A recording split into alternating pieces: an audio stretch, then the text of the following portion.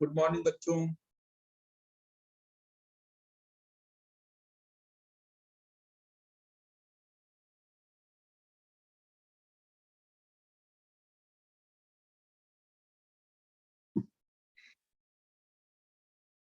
बच्चों बस 1 मिनट में अभी स्टार्ट करते हैं।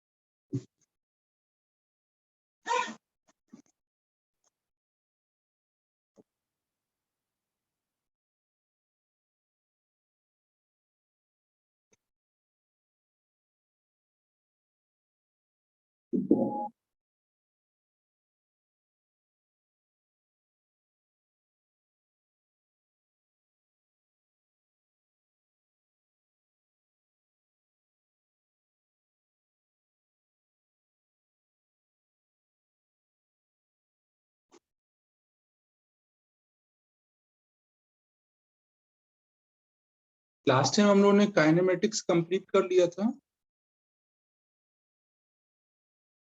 और उसके डाउट्स डिस्कस करने थे ना, तो वो डाउट्स डिस्कस कर लेते हैं, फिर लॉज ऑफ मोशन आज स्टार्ट करेंगे ना।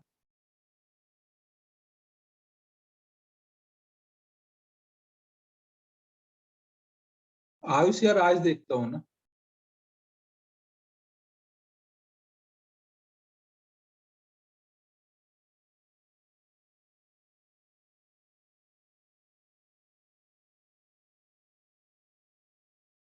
श्रवणी पूछ रही है 2 घंटे पढ़ाई के बाद ब्रेक के टाइम में मोबाइल के अलावा क्या कर सकते हैं। मोबाइल के अलावा ब्रेक में कुछ मत करो, शांत बैठे रहो, नहीं तो वॉक कर लो थोड़ा सा घर में ही।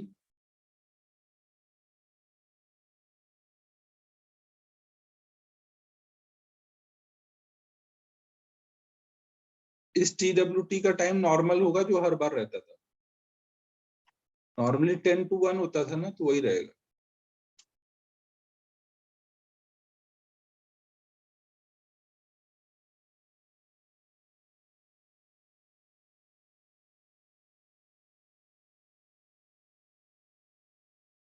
चलो फिर डाउट बताना स्टार्ट करो बच्चों ना।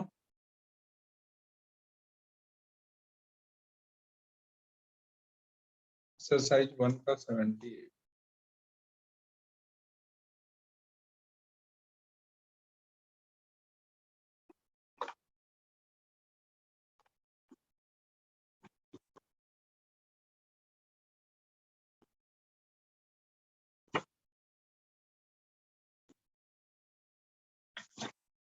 इलुस्ट्रेशन 48 भी है।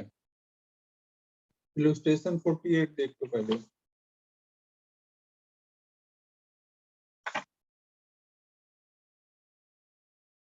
8 से 11 ही रखते टेस्ट। ठीक है, अच्छा 8 से 11 ही कर देंगे। ठीक है ठीक है। इलुस्ट्रेशन 48 देखते हैं बच्चों, ये क्या है।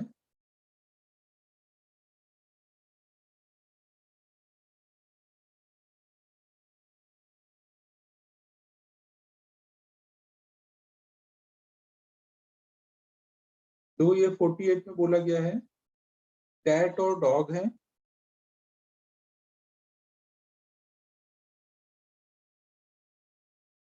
नहीं, यहाँ पे कैट है और इधर डॉग है।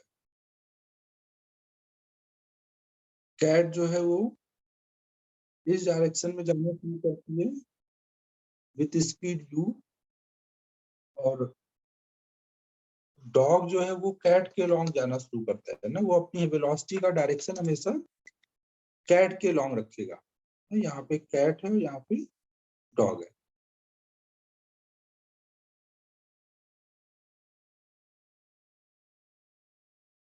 तो कितनी देर बाद वो जाके कैट को पकड़ लेगा, ये निकालना है। ये डिस्टेंस कुछ डी है।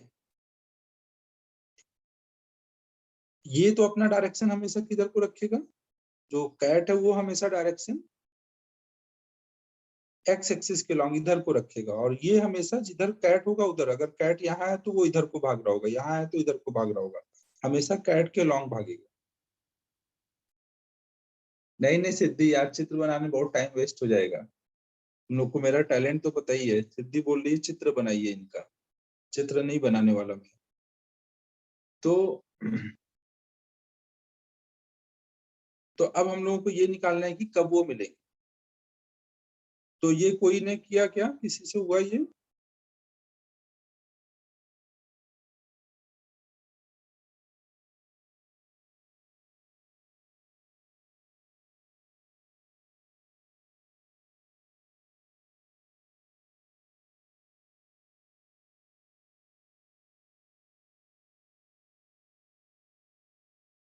नहीं हुआ है किसी से बच्चों?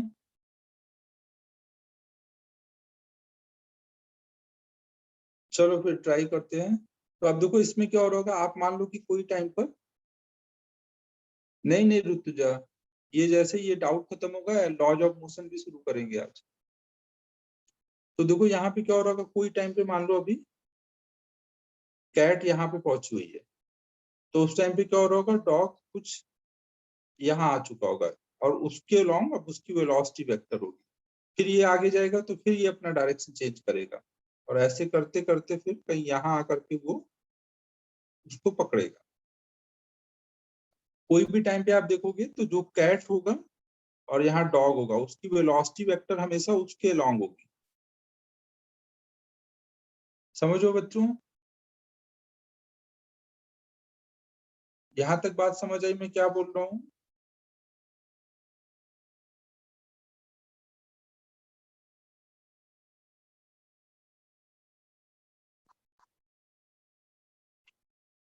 तो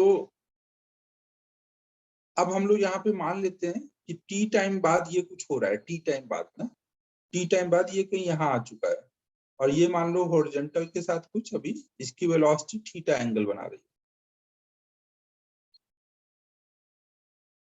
तो ये एंगल भी कितना आएगा, थीटा आ जाएगा, करस्पॉन्डिंग एंगल। ये थीटा है तो ये भी थीटा आ जाएगा। ये हॉरिजॉन्टल के साथ यहाँ पे एंगल को थीटा बोला है। तो इस इंस्टेंट पे अगर मैं पूछूं कि रेट ऑफ अप्रोच कितना है, तो कितना बोलोगे? ये इधर को v से आ रहा है और ये इधर को u से जा रहा है, तो इस इंस्टेंट पे रेट ऑफ अप्रोच कितना बोलोगे?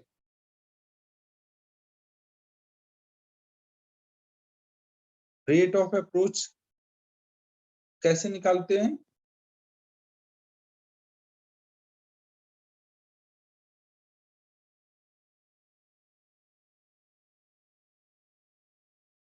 हाँ, हम लोग रिलेटिव वेलोसिटी निकालेंगे लॉन्ग लाइन। तो देखो ये जो v है, डॉग की वेलोसिटी है, वो क्या उनको मिलाने वाली लाइन के लॉन्ग है? इस इंस्टेंट पे जो डॉग की वेलोसिटी है, क्या वो उनको मिलाने वाली लाइन के लॉन्ग है? डॉग की वेलोसिटी तो हमेशा कैट के लॉन्ग ही होगी ना। डॉग की वेलोसिटी हमेशा कैट के लॉन्ग होगी, वो हमेशा जिधर कैट जा रहा है उधर को ही अपनी वेलोसिटी रखा हुआ है।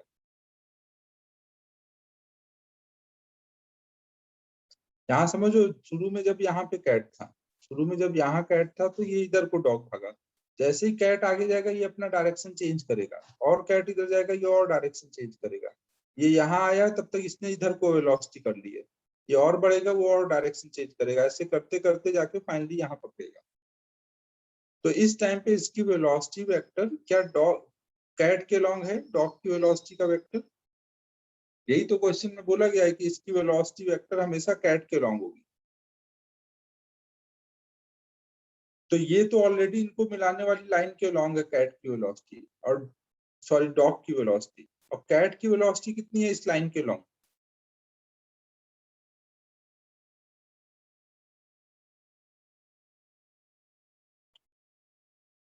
कैट की वेलोसिटी इधर को u cos थीटा है ना। तो इनके बीच में रिलेटिव वेलोसिटी कितनी आ जाएगी, v बड़ा है u cos थीटा छोटा है ना, u छोटा है, तभी तो डॉग पकड़ पाएगा।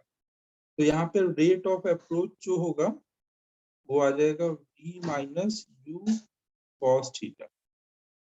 और ये जो रेट ऑफ अप्रोच है ये कांस्टेंट है या चेंज होगा? यहाँ पे u और v तो कांस्टेंट दिए हैं क्वेश्चन में कि दोनों की वेलोसिटी का मैग्नीट्यूड कांस्टेंट है, बट थीटा तो चेंज करेगा ना, हर इंस्टेंट पे थीटा चेंज कर रहा है ना, तो मतलब ये पूरी वैल्यू चेंज करेगी। तो इसको आप मान सकते हो कि एक dt टाइम के लिए ये कांस्टेंट है, एक dt टाइम के लिए आप मान सकते हो कि ये कांस्टेंट है। तो एक dt टाइम में ये कितना पास आ जाएंगे, v अप्रोच इनटू dt, और पूरा इंटीग्रेट कर दोगे तो जितना शुरू में दूर थे उतना पास आ जाएंगे जब ये मिल रहे होंगे। तो ये कितना आ जाएगा,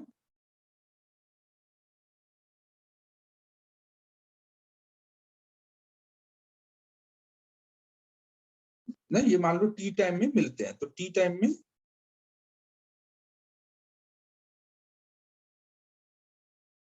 ये कितना पास आ जाएंगे जब ये बीच, पहले इनके बीच की डिस्टेंस कितनी थी, पहले इनके बीच की डिस्टेंस d थी, तो वो पूरा कितना पास आएंगे जब वो मिल रहे होंगे, तो कितना पास आ चुके होंगे।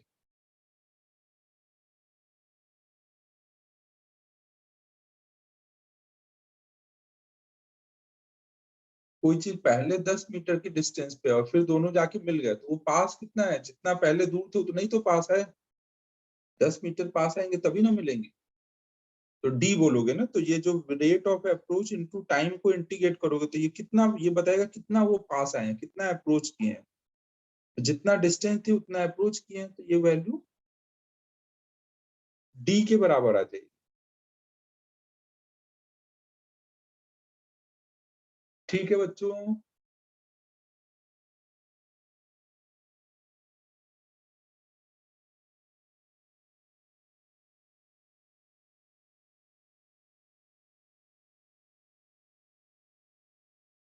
अब देखो अगर मैं इसको सॉल्व करूं तो v तो कांस्टेंट है, यहाँ पे आ जाएगा 0 से t v dt minus u cos theta dt 0 से t equal to d। v तो कांस्टेंट है, v बाहर जाएगा, केवल dt का इंटीग्रेशन क्या आएगा, केवल dt का इंटीग्रेशन बच्चों t हो जाएगा ना, और लिमिट डाल दोगे तो यहाँ पे केवल t बचेगा। यहाँ पे u तो कांस्टेंट है, u बाहर आ जाएगा, cos थीटा है dt है। अब देखो यहाँ पे क्या, cos थीटा को इंटीग्रेट करके sin थीटा लिख दें, बताओ बच्चों, यहाँ लिख दें। देखो जब आप बोलते हो cos x का इंटीग्रेशन तो किसके रिस्पेक्ट में करते हो, x के रिस्पेक्ट में। जब cos x का इंटीग्रेशन कर रहे हो तो x होना चाहिए यहाँ पर ना, अगर हमारा cos थीटा है तो यहाँ d थीटा होना चाहिए, बट यहाँ थीटा है, इधर t है ना यहाँ पर, तो ये क्या सॉल्व होगा, जब तक आप dt को d थीटा के टर्म में नहीं लाओगे तब तक आप फॉर्मूला नहीं लगा सकते ना। तो अब हम लोग ये दिमाग लगाते हैं कि कैसे हम इसको चेंज करें, समझो बच्चों। अब हमें ये दिमाग लगाना पड़ेगा कैसे इस चीज को हम सॉल्व करें। अब एक चीज ये बताओ कि टी टाइम में अगर मान लो ये मिलते हैं तो टी टाइम में ये कितना, एक्स एक्सिस में कितना गया होगा कैट, टी टाइम में एक्स एक्सिस में कितना चला जाएगा जब ये मिलेंगे उतनी देर में, ये मान लो 0 से कैपिटल टी टाइम या टी टाइम बाद ही मिलते हैं, यूटी चला जाएगा ना। और उतने टाइम में डॉग का एक्स एक्सिस में कितना डिस्प्लेसमेंट हो गया है, अगर डॉग यहाँ से शुरू करता है और यहाँ पहुंचता है तो डॉग का जो एक्स एक्सिस में डिस्प्लेसमेंट होगा वो सेम होगा या अलग होगा, डॉग और कैट का डिस्प्लेसमेंट जब वो मिलेंगे तो दोनों का एक्स एक्सिस में डिस्प्लेसमेंट सेम होगा या अलग होगा, सेम होगा ना। तो अगर मैं कोई भी इंस्टेंट पर डॉग की वेलोसिटी लिखूं एक्स वाली और उसको इंटीग्रेट करूं, एक्स में डॉग की वेलोसिटी कितनी है, v cos थीटा, तो डॉग एक्स में कितना चलेगा हम कैसे निकालेंगे, उसकी एक्स वाली वेलोसिटी का इंटीग्रेशन करके, और ये बराबर होना चाहिए यूटी के, जितना कैट चलेगा एक्स एक्सिस में। ये कुछ बात समझ आई? यहाँ पे v बाहर आ जाएगा, cos थीटा dt की जगह आप क्या लिख सकते हो, ut बाई v। ut लिखेंगे, v को यहाँ पर अभी हटा देता हूँ। अब इस v को हम लोग दूसरे साइड कर देते हैं, तो ये कितना हो जाएगा,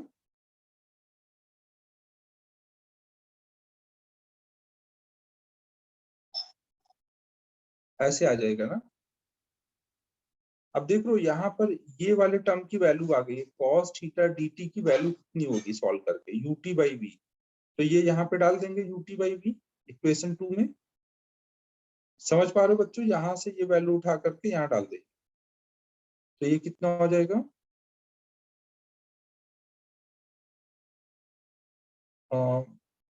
इक्वेशन 1 एंड इक्वेशन 2। नहीं, इक्वेशन 1 में यहाँ कितना है, vt माइनस u, इंटीग्रेशन की वैल्यू हम यहाँ सेकंड इक्वेशन से डाल दे रहे हैं, तो ये हो जाएगा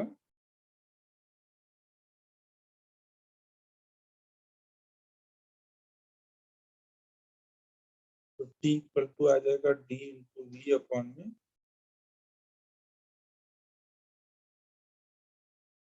कुछ समझ आया बच्चों मैंने क्या क्या कर दिया? ये देखो बहुत अच्छा क्वेश्चन है, इरोडो का क्वेश्चन है ये, तो थोड़ा तो दिक्कत आएगी समझने में, बट ट्राई करोगे तो हो जाएगा।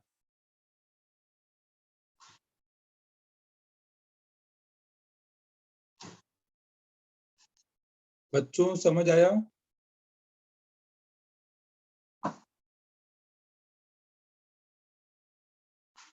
नोट कर लो इसको।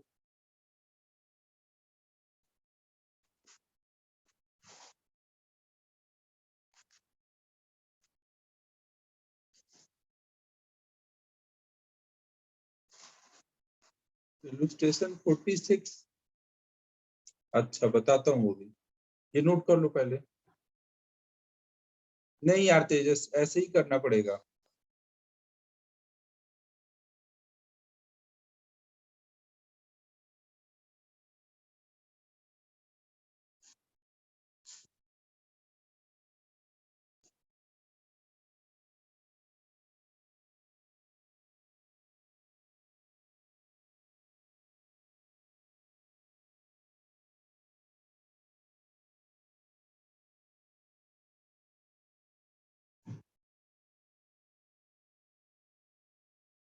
हाँ ध्रुव, वही बात हुई अभी सुबह ही क्लास में बात हुई कि 8 से 11 ही बेस्ट टाइमिंग है TWT के लिए, तो वही रख देंगे।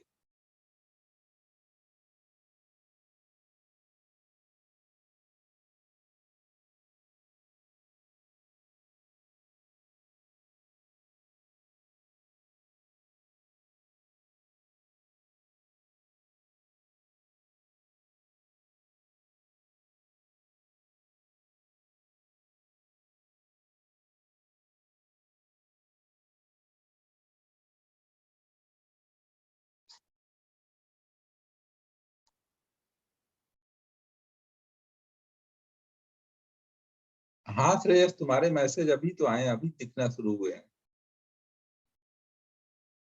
अच्छा, ये डाउट भी कुछ पूछा है, हाँ बता ना तेरा क्या डाउट है।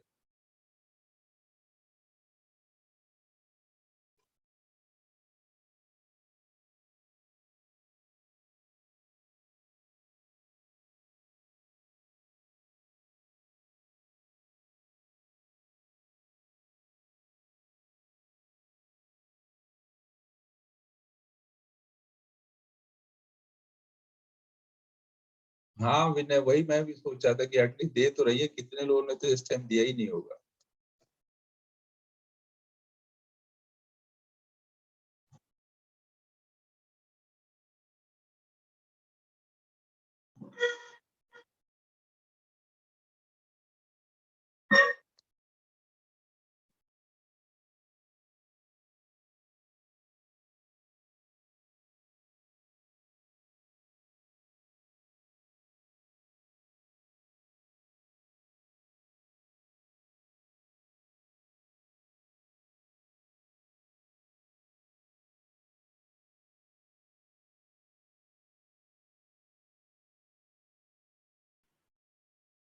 तो ये हो गया नोट, आप ऊपर करें।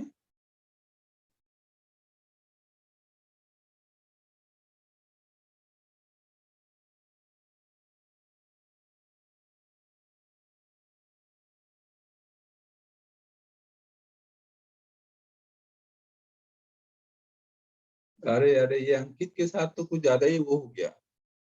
श्रवणी थोड़ा वेट करो, अभी तुरंत कुछ नहीं होगा, थोड़ा वेट करो, मैंने बोला ना कुछ दिन अभी ये चलने दो, उसके बाद करेंगे।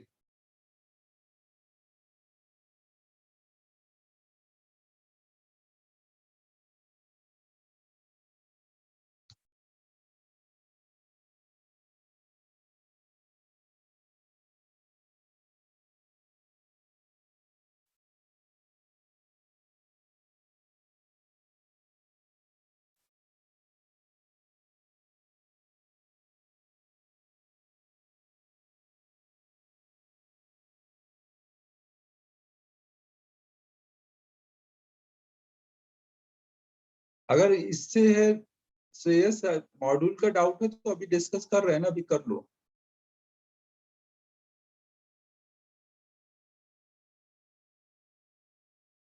चलो अगला डाउट बताओ। अगला डाउट ये था ना इलस्ट्रेशन 46।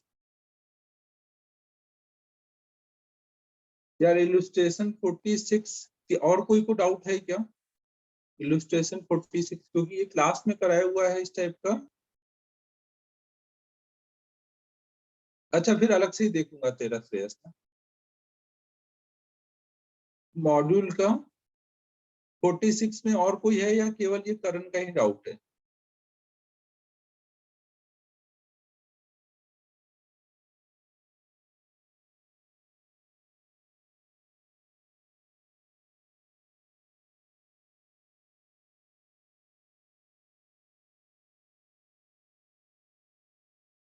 करण ये हम लोग ने क्लास में किया हुआ था ना, एक को रेस्ट पे मान लो, दूसरे की रिलेटिव वेलोसिटी लिखो। इनके सोल्यूशन पे मत जाओ ना, आप अपनी तरीके से करो।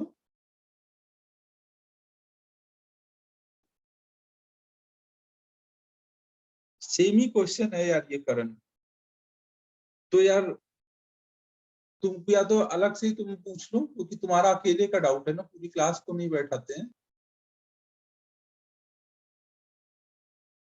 हाँ क्रिस, सही बात है।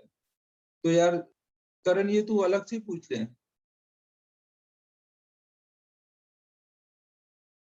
वहां पे दोनों पार्टिकल की आईजे में दो वेलोसिटी है तो कंफ्यूजन है, तो ऐसा किया तो है, आईजे वाले वेलोसिटी वाले किए तो है करण।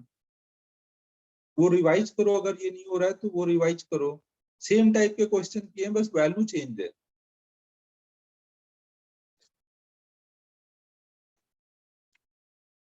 नेक्स्ट डाउट बताओ बच्चों।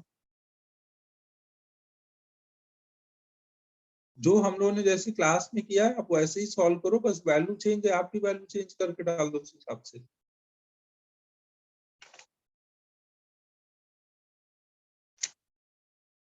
इंटेक्स 8 का फिफ्थ।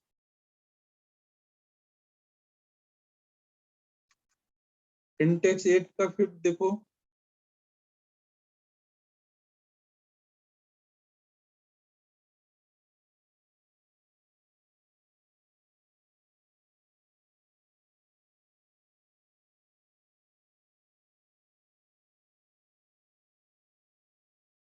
देखो इसमें क्या है, a person is sitting facing the engine in a moving train.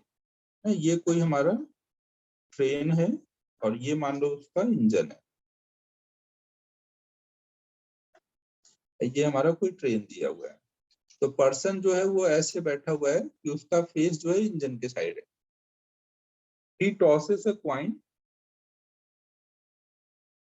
False behind him, this shows that the train is. अब उसने क्या किया, उसने एक क्वाइन को ऊपर उछाला। ट्रेन में आदमी क्या ही करेगा, यही सब काम करता रहेगा। तो उसने क्या किया, एक क्वाइन को ऊपर उछाला। तो थोड़ी देर के लिए ट्रेन को ओपन ट्रेन बना देते हैं ताकि अपने को थोड़ा सा सोचने में आसानी हो, या तो इसको छत पे बैठा देते हैं। मान लो ये ट्रेन में छत पे बैठा और इसने क्वाइन को ऊपर उछाला, तो ये क्वाइन ऊपर गया और इसके पीछे गिरा। तो इससे आप क्या इंटरप्रेट करोगे?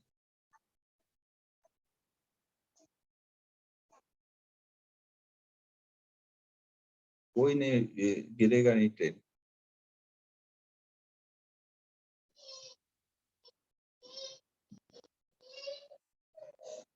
एक मिनट बच्चों।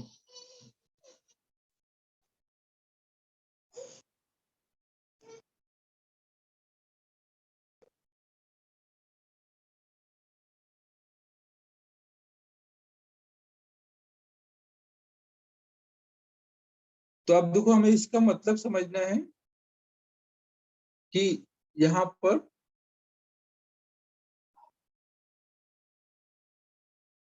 ट्रेन एक्सेलरेट कर रही है या रिटार्ड कर रही है या यूनिफॉर्म स्पीड से चल रही है। तो अगर हम लोग यहाँ पर इस ऑब्जर्वर के, तो ये ट्रेन को फ्रेम ऑफ रेफरेंस बनाए ना, इस पर्सन को ऑब्जर्वर बनाए, तो उसको क्या दिखेगा? उसने क्वाइन को ऊपर उछाला है, मान लो क्वाइन को उछाला है कुछ v वेलोसिटी से, और ट्रेन आगे को जा रही है उस टाइम पे u वेलोसिटी से, तो इसमें u भी कैरी हो जाएगा ना, इसमें u भी कैरी हो जाएगा, v भी कैरी हो जाएगा।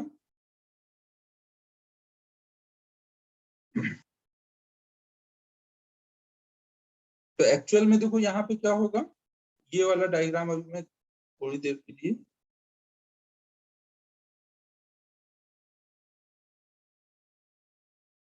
इसको हटा दो थोड़ी देर ना, आपने इसको v से ऊपर उछाला और u से आगे गया, तो यहाँ पे होगा क्या, ये एक्चुअल में कुछ ऐसे जाना शुरू करेगा। जो क्वाइन होगा, क्वाइन पर कोई हॉरिजॉन्टल डायरेक्शन में फोर्स लग रहा है, जो चीज हवा में चली गई उस पे केवल फोर्स किधर को लगेगा, जो चीज हवा में चली गई उस पे केवल फोर्स किधर लगेगा बच्चों, नीचे को ना, उस पे तो केवल वेट ही लगेगा ना, इधर तो उसकी जो भी वेलोसिटी थी वो कांस्टेंट रहेगी। तब क्वाइन की हॉरिजॉन्टल वेलोसिटी तो कांस्टेंट रहेगी। अब अगर सोचो, क्वाइन भी एक्स एक्सिस में यू से चल रहा है, क्वाइन भी अगर एक्स एक्सिस में यू से चल रहा है और पर्सन भी यू से ही चले, तो कोई भी टाइम पे दोनों का एक्स में डिस्प्लेसमेंट क्या आना चाहिए, कोई भी टाइम पे दोनों का एक्स में डिस्प्लेसमेंट बच्चों क्या आना चाहिए,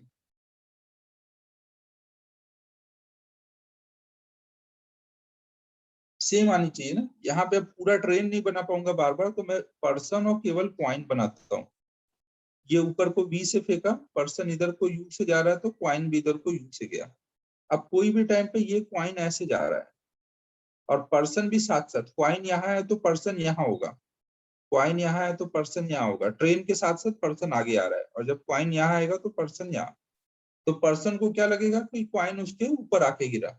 अगर ट्रेन की वेलोसिटी चेंज नहीं हो रही है, अगर ट्रेन की वेलोसिटी चेंज नहीं हो रही है, तो दोनों का एक्स एक्सिस में वेलोसिटी u है, तो जितना ये एक्स में आगे जाएगा क्वाइन, उतना ही पर्सन भी आगे जाएगा। हाँ, प्रोजेक्टाइल की वेलोसिटी कुछ भी हो, क्योंकि उससे तो वो ऊपर को जा रहा है ना, एक्स में तो वही वेलोसिटी होगी ना जो पर्सन की है, वो कैरी हो जाएगी ना उसमें। वर्टिकल में कुछ भी वेलोसिटी से फेंको, उससे फर्क नहीं पड़ेगा ना। ये बात समझ आ रही है? अगर दोनों सेम वेलोसिटी से आगे बढ़ रहे हैं हॉरिजॉन्टल में, तो हमेशा एक्स में उनका डिस्प्लेसमेंट सेम रहेगा। लेकिन अगर यहाँ पे ऐसा हो जाए कि ये ट्रेन रिटार्ड करने लग जाए, अगर ट्रेन ब्रेक लगाने लग जाए, तो क्या होगा, पर्सन की वेलोसिटी क्या होने लग जाएगी, अगर ट्रेन ब्रेक लगाने लग जाए तो पर्सन की वेलोसिटी कम होने लगेगी। लेकिन क्या क्वाइन की वेलोसिटी कम होगी, जो हवा में है उसकी वेलोसिटी क्या कम होगी? नहीं। तो उस टाइम पे क्या होगा, जब तक क्वाइन नीचे आएगा तब तक पर्सन क्या उतनी डिस्प्लेसमेंट कवर कर पाएगा ना? इसकी वेलोसिटी कम होती जा रही है, तो इस बार ये क्या होगा, थोड़ा पीछे ही रह जाएगा और क्वाइन आगे आके गिरेगा, पर्सन इस बार पीछे ही रह जाएगा। समझो बच्चों, जब यहाँ पर पीछे को रिटार्डेशन शुरू हो जाएगा, तो इस बार क्या होगा, क्वाइन कहीं यहाँ आके गिरेगा और पर्सन कहीं यहाँ तक ही पहुंचा होगा, क्योंकि उसकी वेलोसिटी अब कम होती जा रही है। तो क्वाइन, अगर ट्रेन एक्सेलरेट करने लग जाए, अगर ये ट्रेन अपनी वेलोसिटी बढ़ाने लग जाए तो क्या होगा? अगर ये यू बढ़ने लग जाए, क्वाइन ऐसे यहाँ आके गिर रहा है लेकिन पर्सन की वेलोसिटी बढ़ती जा रही है, तो पर्सन क्या होगा? आगे निकल जाएगा ना उतने टाइम में ना, तो उस टाइम पर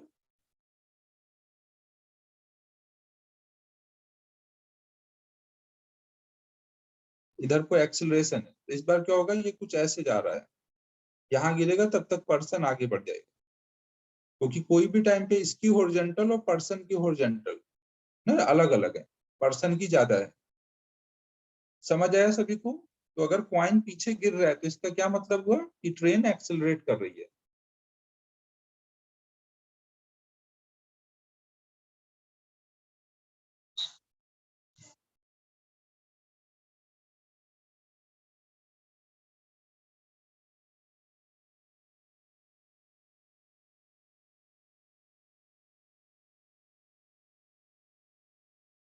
अगला डाउट बताओ बच्चों, किसी को अभी कोई डाउट है तो पूछ लो इस क्वेश्चन में, नहीं तो अगला डाउट बताओ फिर। इन टेक्स्ट, हाँ, तो इस अभी वो एक्सरसाइज 1 पे जाऊंगा तब बताता हूँ। इन टेक्स्ट 8 का 10।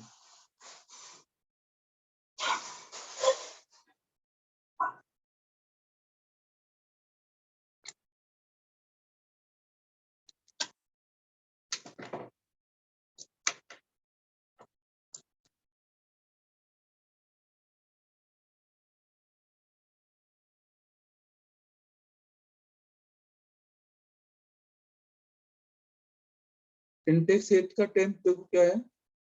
अ man swims perpendicular with respect to river flow.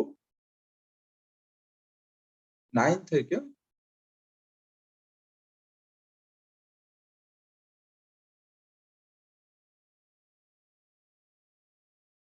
9th बताया नहीं था बच्चों, क्लास में 9th नहीं बताया है।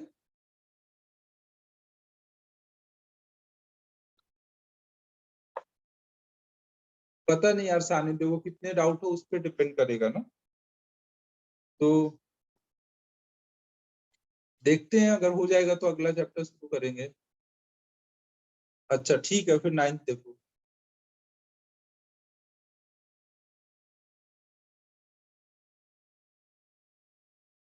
9th क्लास में किया है, मुझे भी वही डाउट आ रहा है कि मैंने शायद क्लास में करा दिया था।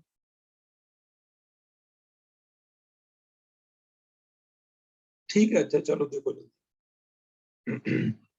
9th में देखो क्या है। For a man moving on a horizontal road, for a man moving on a horizontal road at a uniform speed of 6 km per hour, rain appears to fall vertically downward। देखो question में ये बोला गया है कि कोई person है, वो इधर को जा रहा है with speed 6 kilometre per hour, और उसको जो रेन है वो वर्टिकल आती दिख रही है। हाँ, रेन में इनमें तो सेम ही होते हैं, जो क्लास में करा दिए बस वैसे ही टाइप के आते हैं। और ये मान लो एंगल कुछ थीटा है, तो इनके कंपोनेंट बना दो। इधर को क्या है? बी आर कॉस थीटा, और इधर को है बी आर साइन थीटा। तो आदमी को रेन वर्टिकल आती कब दिखती है? आदमी जब खुद ऑब्जर्वर बनेगा तो उसको क्या दिखता है? इधर को बी आर साइन थीटा, नीचे को बी आर कॉस थीटा, और आदमी अपनी वेलोसिटी अपोजिट में ऐड कर देता है। तो रेन वर्टिकल आती कब दिखेगी? जब ये दोनों कंपोनेंट इक्वल होंगे ना, उसी टाइम पर केवल इन दोनों का नेट 0 हो जाएगा, ये वाला केवल दिखेगा। तो क्वेश्चन में बोला गया है कि जब वो 6 से जा रहा है, जब ये 6 है तब ये कैंसिल हो जा रहा है, वर्टिकल दिख रही है। तो इसका मतलब हुआ कि V R sine theta is 6।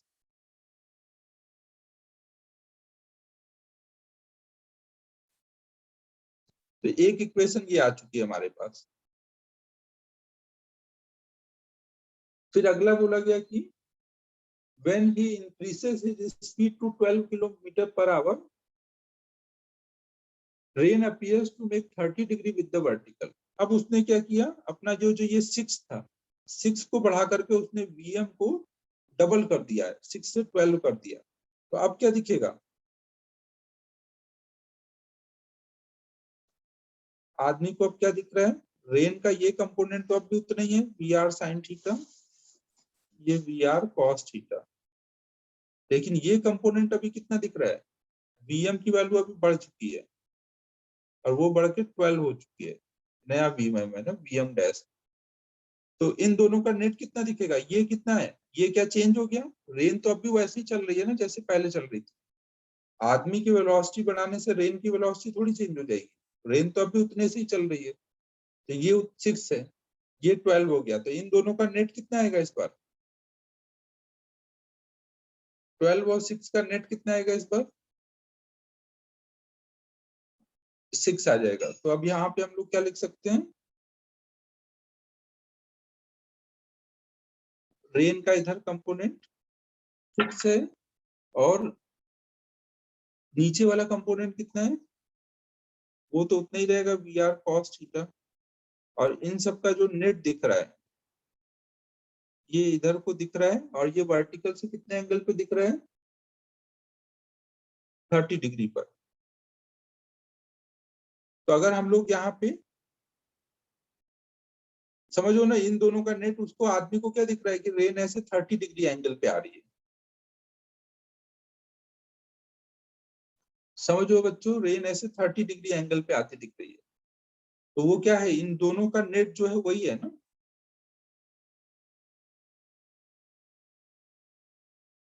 तो अब यहाँ पे tan 30 की वैल्यू निकालो, tan 30 कैसे निकालोगे, सामने वाली साइड अपॉन में एडजेसेंट साइड। तो हम यहाँ पे क्या लिख देंगे, tan 30 इक्वल टू सामने वाली साइड, सामने वाली साइड कितनी है 6, अपॉन में V R cos theta, tan 30 मतलब 1/√3।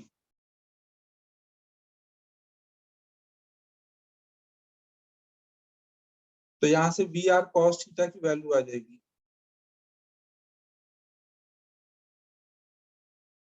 अब वी आर साइन थीटा पता है और वी आर कॉस थीटा पता है, हमें क्या बताना है, वी आर और थीटा की वैल्यू ही बतानी है ना। हमने माना था ना कि रेन वी आर से आ रहा है और वर्टिकल से थीटा पे आ रहा है, तो यही, ये सब एक्चुअल वाला है ना जो ग्राउंड से दिख रहा है, जब पर्सन रुका हुआ है, स्क्वायर करके ऐड कर दोगे तो वी आर आ जाएगा, इक्वेशन 1 बाई इक्वेशन 2 कर दोगे तो tan थीटा आ जाएगा, हो जाएगा अभी।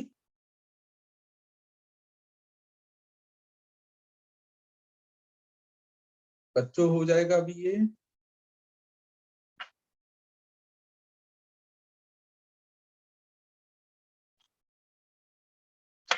नेक्स्ट बताओ अब।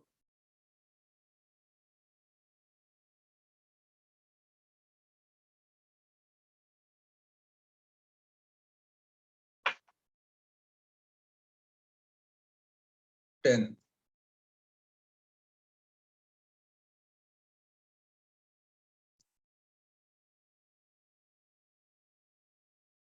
टेंथ में देखो क्या है, a man swims perpendicular with respect to river flow with a constant acceleration। तो ये बोला जाए कि कोई रिवर है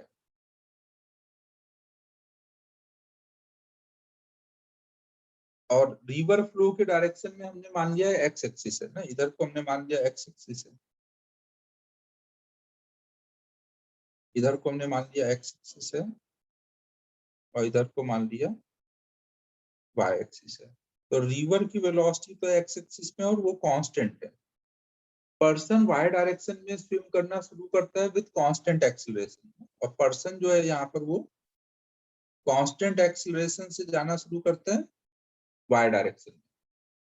तो ट्रेजेक्ट्री ऑफ पर्सन कैसी दिखेगी, अगर कोई किनारे बैठा है तो उसको इस पर्सन की ट्रेजेक्ट्री क्या कैसी दिखेगी। ठीक है, क्वेश्चन सबको क्लियर है। तो ट्रेजेक्ट्री निकालने के लिए बच्चों मैंने आपको कुछ बताया है कि कैसे सॉल्व करते हैं ट्रेजेक्ट्री।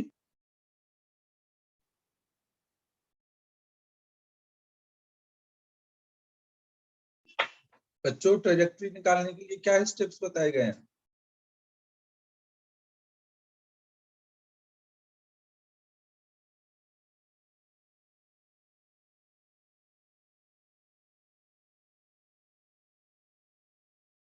अरे कोई तो बोलो यार, इक्वेशन वो ट्रेजेक्ट्री निकालने के लिए लिखाया हुआ था। हाँ, find x coordinate at any time t, y coordinate at any time t और एलिमिनेट t। हाँ वेरी गुड। तो हम लोग यहाँ पे यही करेंगे ना, हम सब x और y वाली चीजें अलग अलग लिख लेते हैं। x कोऑर्डिनेट और y कोऑर्डिनेट वाली चीजें अलग अलग लिख लो। x में पर्सन की वेलोसिटी कितनी है? पर्सन y में चलना शुरू किया तो उसकी x में वेलोसिटी कितनी बोलोगे?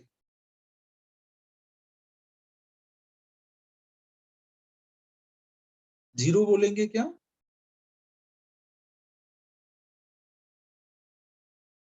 अरे ये रिवर भी तो है, रिवर अपने साथ नहीं फ्लो करा देगा उसको, उसकी खुद की वेलोसिटी का कंपोनेंट नहीं है, लेकिन रिवर तो है ना, तो रिवर तो उसको अपने साथ ले जाएगा ना एक्स में। रिवर छोड़ देगा कि नहीं नहीं जाने दो भाई, बच्चे बोल रहे हैं कि एक्स में जीरो है तो छोड़ ही देते हैं। क्या बोलते हो बच्चों, रिवर तो अपने साथ ले जाएगा ना, कोई भी अगर इधर को आया तो पर्सन की नहीं है लेकिन रिवर की है, तो नेट इधर कितनी हो जाएगी, जो रिवर की है। और वाई डायरेक्शन में कितनी होगी पर्सन की, तो वो कांस्टेंट एक्सीलरेशन से चलना शुरू किया था। यू कुछ नहीं दिया था तो हम मान लो जीरो है ना, वाई में वेलोसिटी कितनी है ये नहीं पता, तो वो हमने मान लिया जीरो है, कुछ नहीं दिया तो जीरो मान लिया। एक्सेलरेशन एक्स एक्सिस में कितना है? क्या रिवर का कोई वेलोसिटी कोई एक्सेलरेशन है? रिवर की वेलोसिटी कांस्टेंट है, तो पर्सन की भी वेलोसिटी कांस्टेंट होगी ना, मतलब एक्स में कोई एक्सेलरेशन नहीं है, और वाई में बोला गया है कि वो कांस्टेंट एक्सेलरेशन से जा रहा है। तो पर्सन की एक्स में वेलोसिटी पता है, एक्सेलरेशन पता है, तो कोई टाइम टी में एक्स में कितना डिस्प्लेसमेंट आएगा? एक्स का डिस्प्लेसमेंट क्या होगा अगर कांस्टेंट वेलोसिटी से चल रहा है तो? UT plus half eighty square में हाफ एटी स्क्वायर वाला टर्म जीरो है ना, केवल यू इंटू टी बचेगा। और वाई डायरेक्शन में कितना आएगा? यूटी, यू जीरो था ना, हाफ एटी स्क्वायर। अब आप दोनों से टी एलिमिनेट करो, टी यहां से हम क्या लिख सकते हैं, एक्स अपॉन में वी आर, तो ये वैल्यू इधर डाल दो सेकेंड इक्वेशन में, तो इससे y इक्वल टू आ जाएगा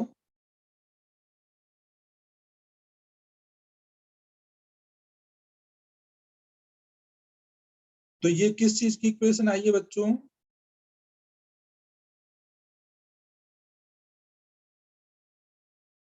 अगर y और x में इक्वेशन लिखी है, अबे यार क्रिस ट्रेजेक्ट्री की इक्वेशन आई, ये तो सबको पता है, ट्रेजेक्ट्री में किस चीज की इक्वेशन है, सर्कल, पैराबोला, इलिप्स।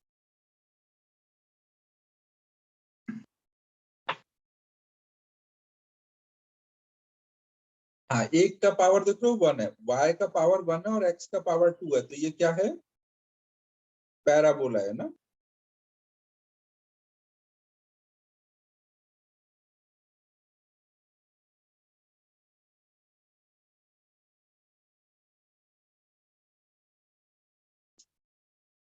नेक्स्ट बताओ।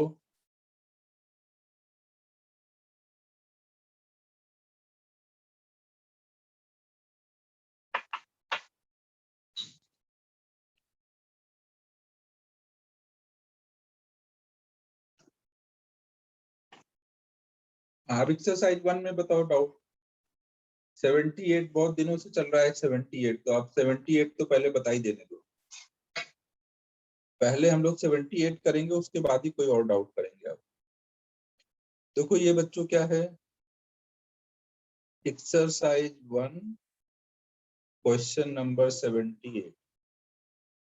तो इसमें देखो क्या बोला गया है, to cross the river in shortest distance a swimmer should swim making angle theta with the up stream. Up stream के साथ एंगल थीटा बोला गया है ना। What is the ratio of the time taken to swim across in the shortest time to that in shortest distance। Ayush यार पहले 78 बताऊंगा फिर कोई और बताऊंगा, तो इसको कई दिन से बोल रहा हूँ, अगली बार बताऊंगा, अगली बार, अब पहले बता ही देना। देखो बोला जा रहा है कि जब आप शॉर्टेस्ट डिस्टेंस में क्रॉस करोगे तब का टाइम निकालो, शॉर्टेस्ट टाइम में निकालोगे, क्रॉस करोगे तब का टाइम निकालो, और उनका रेशियो बताओ। शॉर्टेस्ट टाइम अगर आप देखोगे तो किधर को वो स्विम करेगा, शॉर्टेस्ट टाइम के लिए पर्सन को किधर को स्विम करना पड़ेगा, वाई एक्सिस में ना। तो अगर पर्सन की वेलोसिटी मान लेते हैं v है, रिवर की वेलोसिटी u है, तो रिवर अगर ये विड्थ कुछ w है तो शॉर्टेस्ट टाइम कितना आता है, वाई डायरेक्शन का डिस्प्लेसमेंट वाई डायरेक्शन की वेलोसिटी, यही है ना शॉर्टेस्ट टाइम।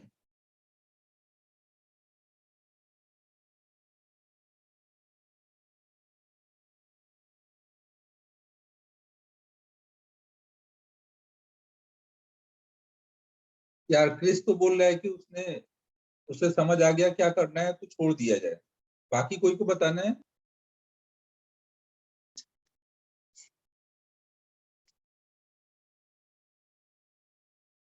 छोड़ दिया जाए, क्रिस को तो नहीं डाउट है, और किसी को अगर डाउट है तो पूछ लो, नहीं तो मैं आगे बढ़ रहा हूँ।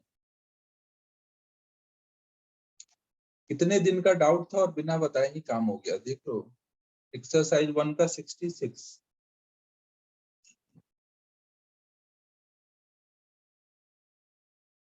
एंगल हॉरिजॉन्टल से लेना है और अप स्ट्रीम मतलब इधर से लेना है, इधर को एक्स एक्सिस ले लो, इधर से एंगल लेना है ना, इधर डाउन स्ट्रीम होता है ना। नहीं सवनी कुछ ऐसा ज्यादा यूज नहीं होता ना।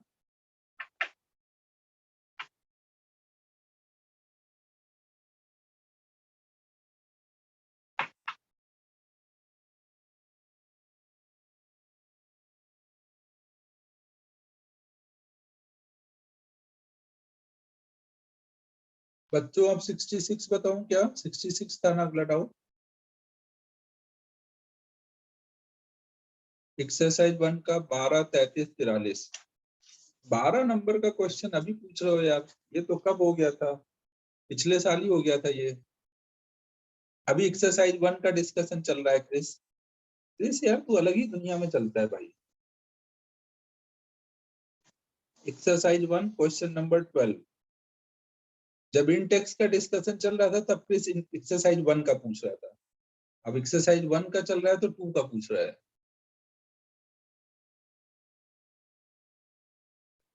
करण यार जो भी डाउट है अभी बोल दे। अच्छा ये 12-22 वाला बता रहा है क्या, अच्छा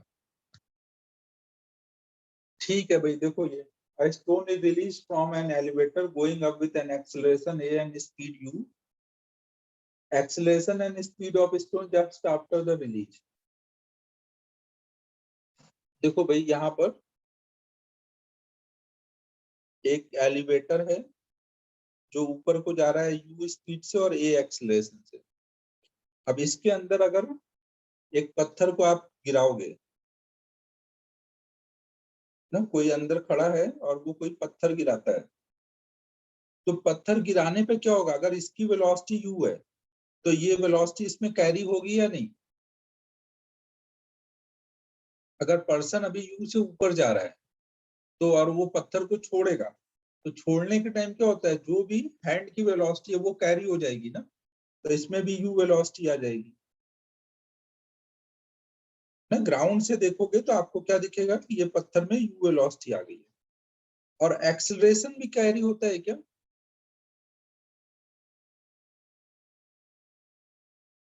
एक्सेलरेशन तो कैरी होगा नहीं।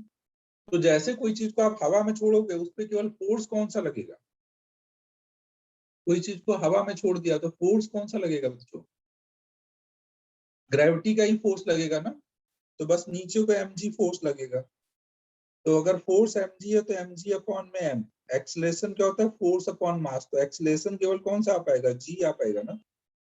और नीचे को आएगा, तो उसका मतलब हुआ उसकी वेलोसिटी जो होगी u अपवर्ड और एक्सेलरेशन g डाउनवर्ड।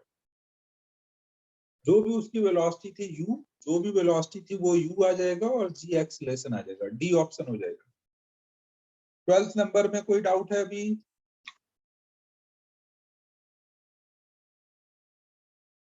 नेक्स्ट कौन सा था करण? 12 के बाद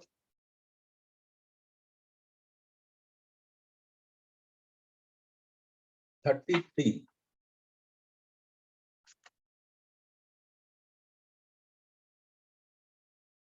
33 देख लो।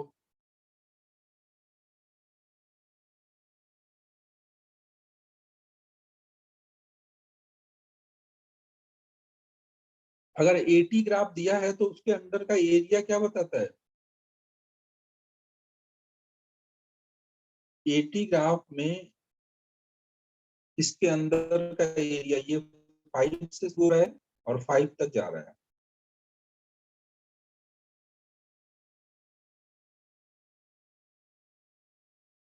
तो आपको बताना है कि वो टाइम 0 पर रेस्ट से चला था।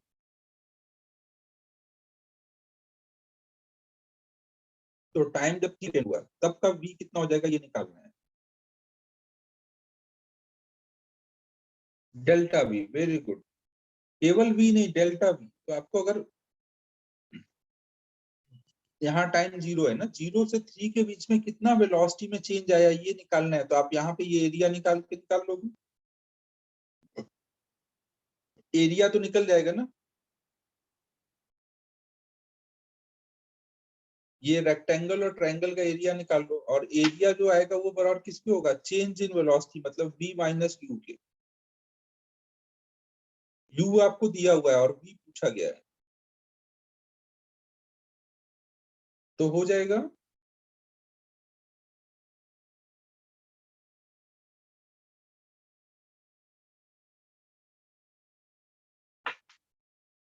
नेक्स्ट बताओ।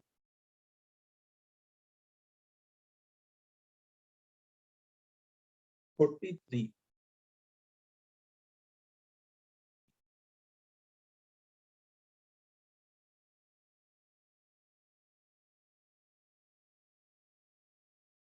43 में देखो क्या है, the D acceleration experienced by a moving motor boat after its engine is cut off is given by, ना कोई पानी में कोई ये बोट है और ये कोई टाइम पे जब v वेलोसिटी से जा रहा है तो इसमें पीछे को इंजन बंद कर दिया गया है बोट का ना, तो अब क्या होगा? पानी से फ्रिक्शन लग रहा होगा, ये रिटार्ड कर रहा है।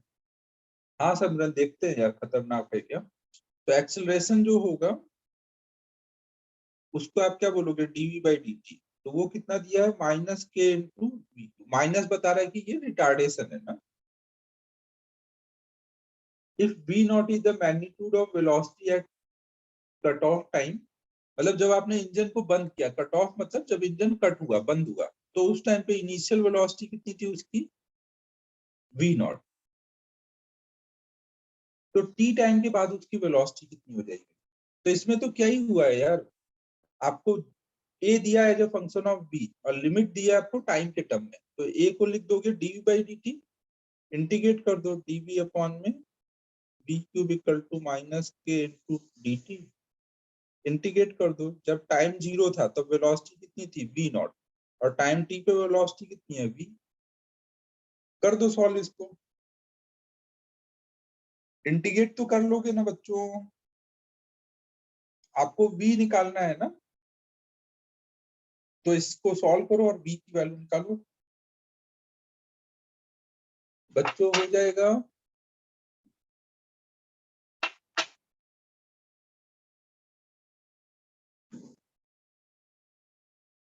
नेक्स्ट बताओ।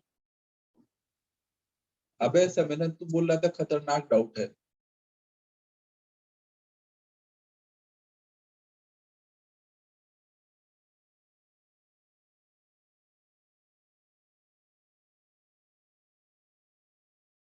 हाँ ऑप्शन देख के लग रहा है, मेरी ब्रांच तो खतरनाक है ही है यार।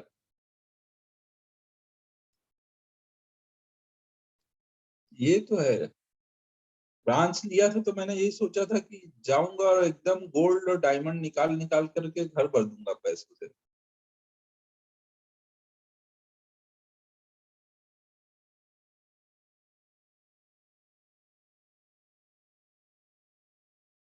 फिर बाद में समझ आया जिंदगी की सच्चाई, कि अपन ब्रांच लेने के टाइम तो सपने देख रहे थे कि जाएंगे गोल्ड वाले माइन में, डायमंड वाले माइन में, बट गए कहाँ पे, कोयले की माइन में। पहली बार लेके आए वो बीएचयू से, ये नागपुर लेके आए थे वो हम लोगों को, और घुसा दिया कोयले के माइन में। भाई साहब जिंदगी से विश्वास ही उठ गया। उसी दिन मैंने ठान लिया कि कुछ भी कर लूंगा, माइन में काम नहीं करूंगा।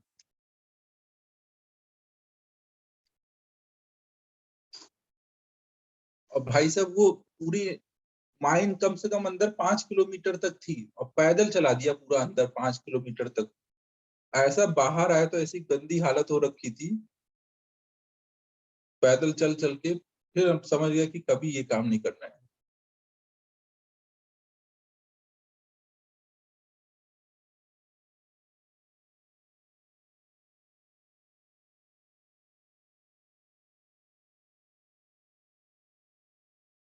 अरे मेरी ब्रांच एकदम मचाऊ थी, और मेरे टाइम में एक्चुअली सीट्स बहुत कम थी ना। यही तो यार 3000 रैंक आई थी, तो ज्यादा ऑप्शन बचे नहीं थे मेरे पास। मुझे घर पे भी रहना था बनारस में ही, तो मैंने वही ले लिया था। बट मेरे को काम सॉफ्टवेयर में जॉब मिल गई थी, जॉब की तो इतनी दिक्कत नहीं थी। उस टाइम पे ये सीट्स कम होती थी ना, और रिजर्वेशन भी नहीं होता था। ओबीसी का रिजर्वेशन नहीं था, नहीं तो मेरे को फायदा हो जाता। अब हुआ जा करके। नेक्स्ट बताओ बच्चों।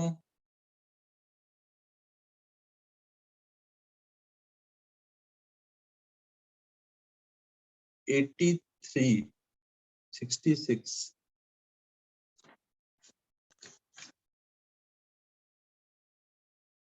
66, 66 देखते हैं।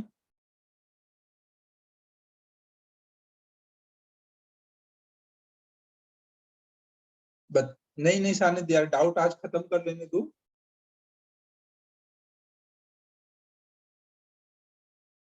आज डाउट खत्म कर लेने दो। बार बार अब फिर कौन काइनेमेटिक्स शुरू करेगा।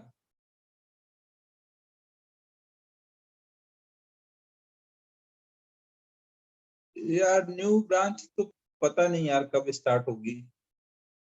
कोरोना सही हो तब तो करे न्यू ब्रांच स्टार्ट। सोन फिगर देखो ये क्या है।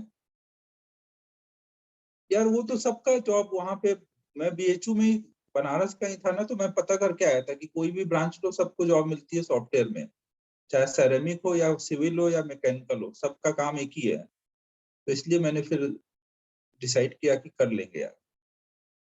कुछ नहीं होगा तो सॉफ्टवेयर तो रहता ही है। Shown in figure are the velocity time graph of the two particles.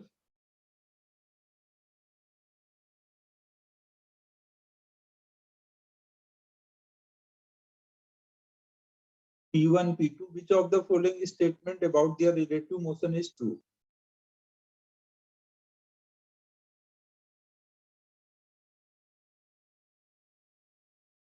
ये फिगर थोड़ा नीचे खिसक गया है ना।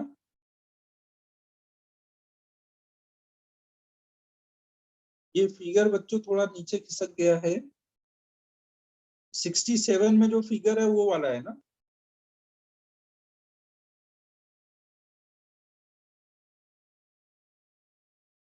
ग्रेविटी को यार अभी 4 साल हुए हैं ओपन किए हुए।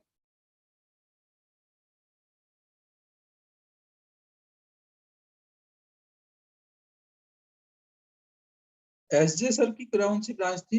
एसजे सर ने बताया कि एसजे सर की कौन सी ब्रांच थी। उनका शायद केमिकल था। हाँ केमिकल था, केमिकल था। हाँ इंडस्ट्रियल, हाँ हाँ इंडस्ट्रियल केमिकल ऐसा कुछ था।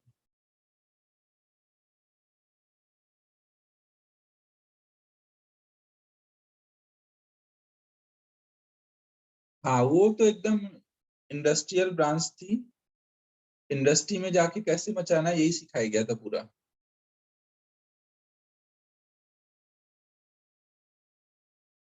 तो देखो इसमें बच्चों क्या बोला गया है, और वो मचाने का ट्रेनिंग भी 4 साल नहीं 5 साल तक दिया गया, ताकि अच्छे से मचा पाए।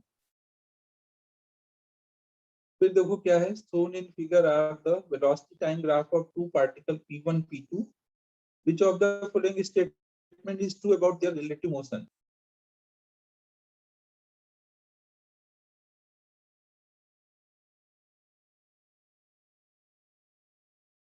यार विजय सर का कॉन्सेप्ट जिंदगी में क्लियर था कि उनको पढ़ाना ही है, मेरा कॉन्सेप्ट क्लियर था नहीं।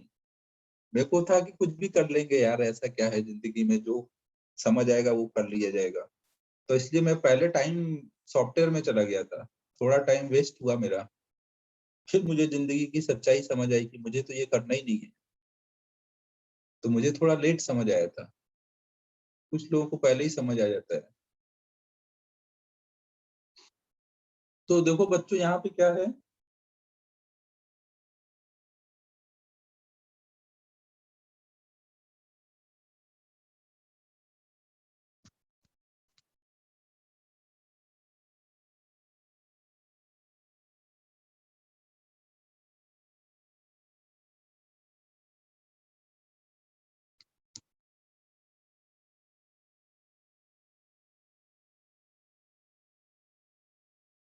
हाँ ये तो है यार, थोड़े तो।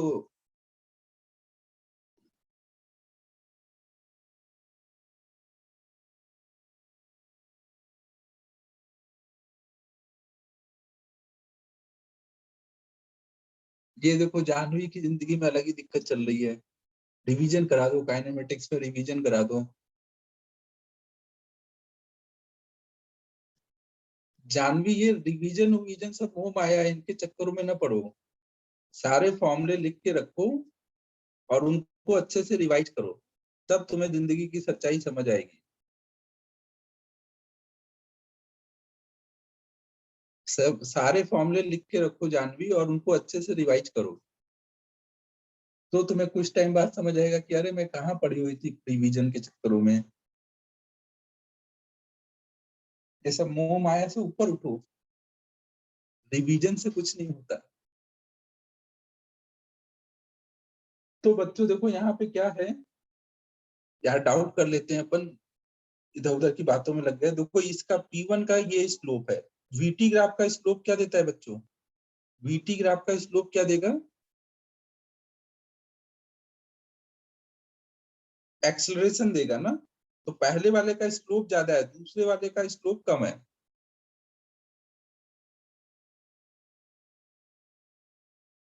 नहीं नहीं, मैंने हौसला कम नहीं किया है, मैंने उसको बस सच्चाई बताई है कि रिवीजन मेरे कराने से नहीं कुछ होगा, तुम्हें ही करना पड़ेगा। तो देखो यहाँ पर दोनों के एक्सेलरेशन क्या क्या आएंगे, A1 A2 कुछ आएगा ना, एक का मान लो θ1 है, एक का θ2 है।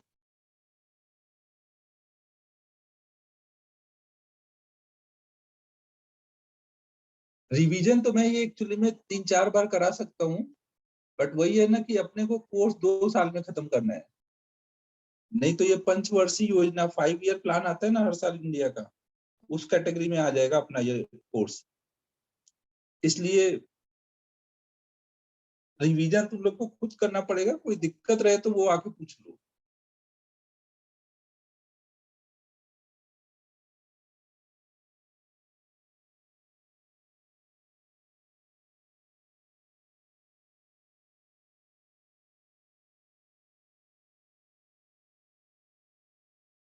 नहीं नहीं आयुष यार, 2 ईयर कोर्स बोल रहा हूँ, तू अब 1 साल में खत्म कर रहे हैं। हाँ हाँ, एक्सरसाइज 3 के डाउट आके सेंटर पे पूछ लो, बस कॉल करके आना ना। यहाँ पे देखो बच्चों, पहले वाले का एक्सेलरेशन ज्यादा है, दूसरे वाले का एक्सेलरेशन कम है ना। तो अब पूछा गया है कि magnitude of their relative velocity क्या होगी, और दोनों की वेलोसिटी क्या है, पॉजिटिव है या निगेटिव है। दो पार्टिकल हैं, दोनों किधर को जा रहे हैं, पॉजिटिव डायरेक्शन में जा रहे हैं। हाँ सही बात है सिद्धि, अगर बिना पूछे आओगे तो फिर क्या होगा, पंकज सर डाउट लेने लग जाएंगे। तो रिलेटिव वेलोसिटी क्या हो जाएगी,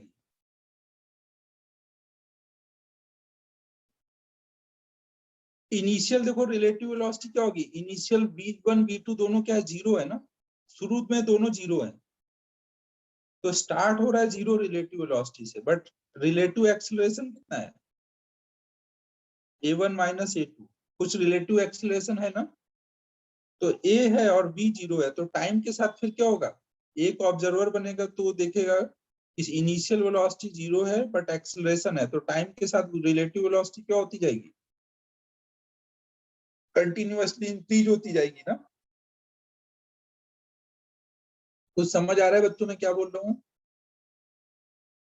एक को ऑब्जर्वर बनाओ, दूसरे को देखो, शुरू में देखो दोनों यहाँ से शुरू हो रहे हैं, शुरू में दोनों ओरिजिन से शुरू हो रहे हैं, मतलब इनिशियल वेलोसिटी दोनों की जीरो है, तो रिलेटिव वेलोसिटी भी जीरो आ जाएगी।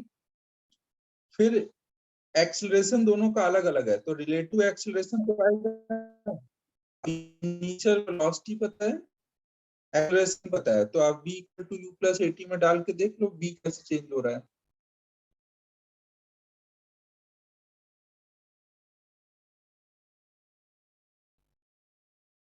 समझ आ गया है बच्चों, अगला क्वेश्चन बताओ।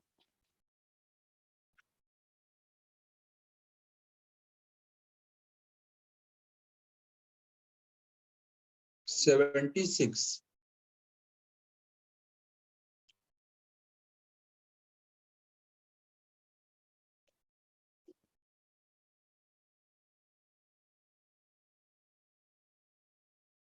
ये वाला तो क्लास में एक बार करा चुका हूँ, 76 विनय, लास्ट क्लास में हम लोगों ने डिस्कस किया था।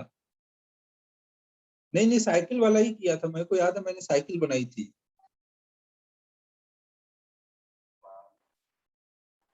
तो लास्ट वाले क्लास का एक बार देख लो ना, उसमें है ये सब डिस्कस।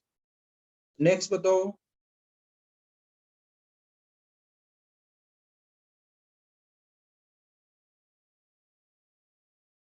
डन, क्या बात है, 1 घंटे में हो गया डाउट। तो अब हम लोग शुरू कर सकते हैं। ये लोग जब बुक बंद होती है तब एक क्रिस डाउट बोल देता है, रुको भाई अब 85 बता दो। क्रिस ने फिक्स कर रखा है कि पहले वेट करूंगा, सब लोग जब डन डन आदन कर लेंगे फिर मैं बोलूंगा ये वाला डाउट बता दो। देखो बच्चों, अब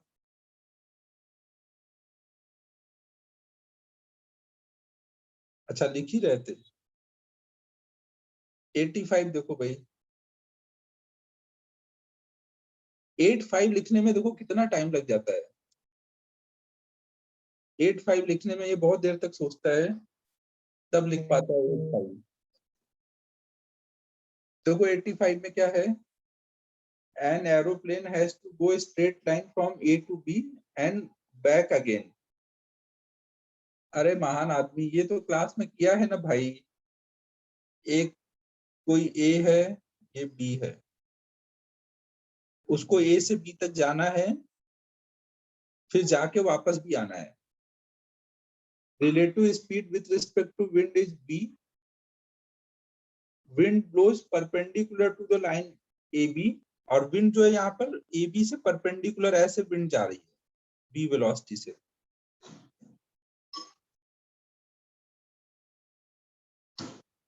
distance between A and B is L, और ये डिस्टेंस हमें बताई गई है एल है।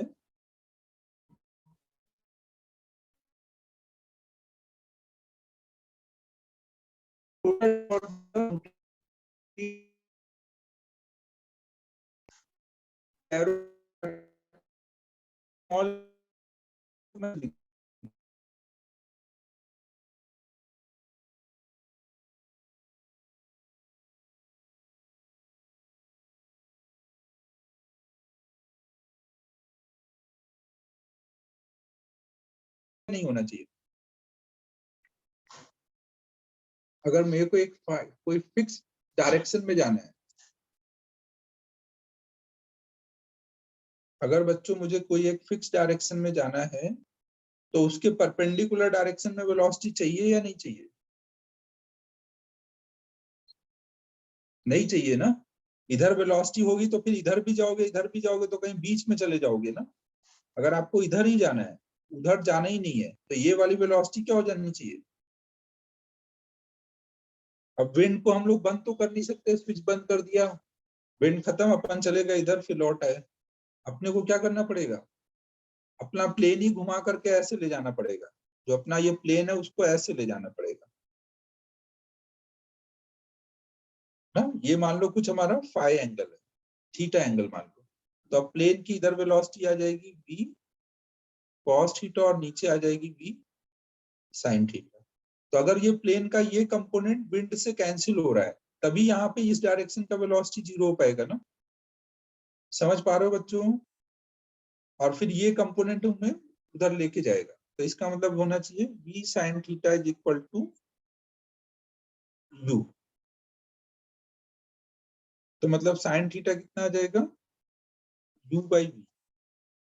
अब प्लेन की वेलोसिटी जो इसको इधर ले जा रही है वो कितनी है, v cos थीटा, मतलब कितना होगा v into 1 minus sine square theta. तो ये कितना आ जाएगा, v square minus u square. ठीक है, इस चीज को हम देखो ऐसे भी सोच सकते थे कि जब आप a से b की तरफ जा रहे हो तो प्लेन की वेलोसिटी v इधर को है और विंड की इधर को u है, तो v और u का नेट अगर इधर को मिलेगा तभी वो इधर को जा पाएगा ना। समझो ना, v इधर है और विंड का इधर है, दोनों वेक्टर का नेट इधर होगा तभी वो इधर को जा पाएगा ना। समझो बच्चों, अब ये वेक्टर v है, ये u है, तो ये वेक्टर कितना आएगा, राइट एंगल ट्रायंगल से निकाल सकते हो v square minus u square. तो चाहे v cos थीटा सोचो या ऐसे सोचो, दोनों से वही आएगा ना। तो अब इसको जाने में कितना टाइम लगेगा, जाने का टाइम कितना हो जाएगा, a टू b जाने का टाइम डिस्टेंस अपॉन में v square minus u square. फिर आने के टाइम क्या होगा, आने के टाइम भी सेम ही चीज होगी ना। b से a जा रहे हो, विंड अब भी ऐसे ही चल रहा है, तो फिर से आप ऐसे ही सोचोगे कि इधर को चलते हैं, तो इधर वाला कंपोनेंट ये एंगल थीटा है, इधर आ जाएगा v cos थीटा, इधर आ जाएगा v sin थीटा।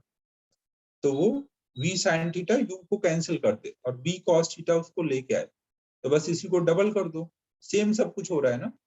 तो टोटल टाइम आ जाएगा, total time twice of l over v square minus u square.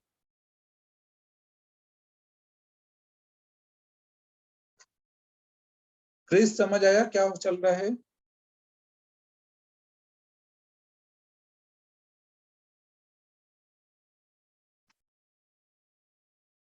Chris भाई समझ आ गया क्या चल रहा है?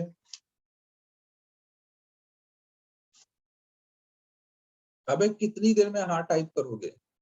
हो गया फाइनली। तो अब हम लोग शुरू करते हैं अगला चैप्टर।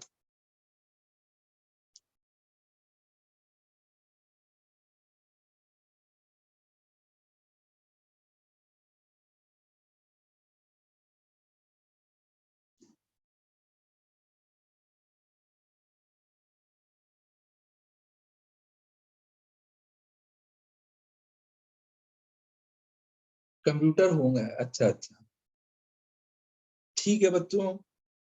यार मैं मजाक कर रहा था, तुम सीरियसली मत लो। तो अब देखो यहाँ पे क्या है, अब हम लोग शुरू कर रहे हैं laws of motion lecture 1। LOM तो यहाँ क्यों ही लिखना है, यहाँ लेक्चर 1 लिख दीजिए।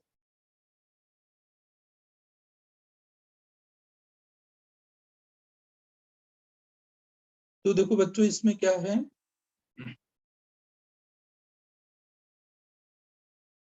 न्यूटन्स लॉज ऑफ, इसको देखो चैप्टर को हम लोग, हाँ यार ये सही बात बोली,